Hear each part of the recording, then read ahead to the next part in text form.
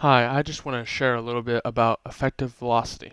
Effective velocity was first discovered and written about by Perry Husband.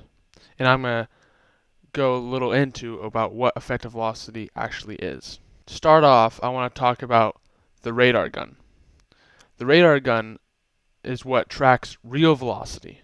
Like, for instance, a 90 mile per hour fastball shows a 90 mile per hour fastball on the radar gun. Now, what effective velocity is the radar velocity, or what the radar gun picks up, plus where the pitch location is, and how the batter perceives the ball. Now, this can change from where each location is. For instance, high and inside, it'll look faster to a batter. Low and away, it'll look slower. Now, this is how effective velocity works. As I was saying, for a right-handed batter, as you can see with the chart, the higher up you are to the head, the faster it gets.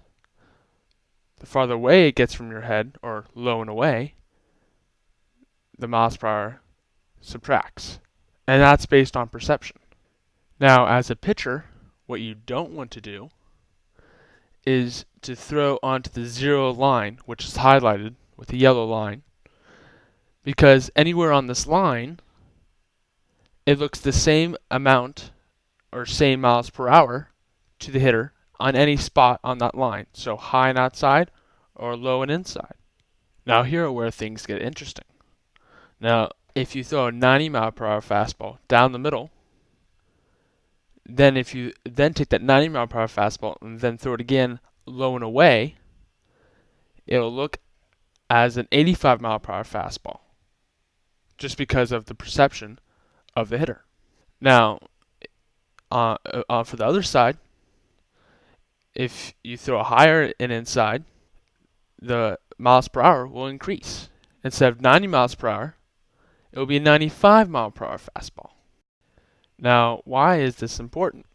Well, I'm going to talk about what Perry Husband found.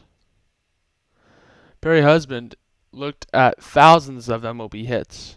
He reviewed the radar gun speed, pitch location, and the results of the hits. And what he found was that 80% of home runs and doubles came with a pitch that was less than or equal to 5 effective velocity miles per hour to the previous pitch. So now let me show you an example of what he found.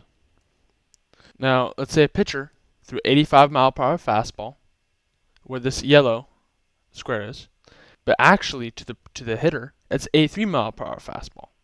Then let's say the pitcher threw a 79 mile per hour changeup, which actually is an 82 mile per hour changeup to the batter's eye.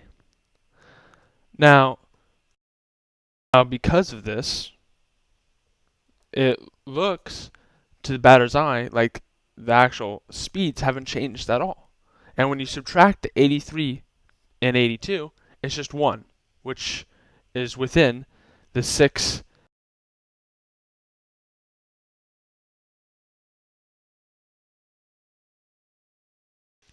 Now, in order for a pitcher to be successful in this, he has to have accuracy, good fastball, and an effective changeup.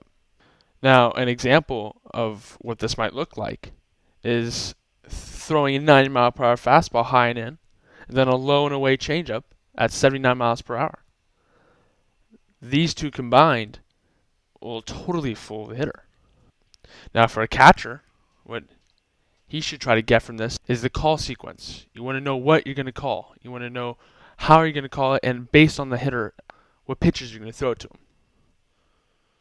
And you never want a crossover, which is when you throw 2 or 3 pitches randomly in the middle of the zone, and so that the hitter doesn't have to adjust to the actual pitch, and he can just sit on it and wait.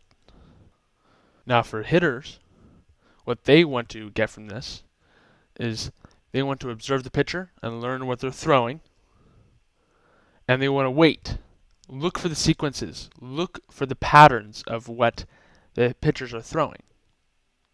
And always, when you go up to bat, have a plan when you're up there. And finally, Another thing that Coach Husband talks about in his book is about tunneling, and that any pitch that for a pitcher that they throw out of their hand for the first 20 feet, it'll look the same until the very end, where it either breaks or goes straight. And this will really deceive the batter.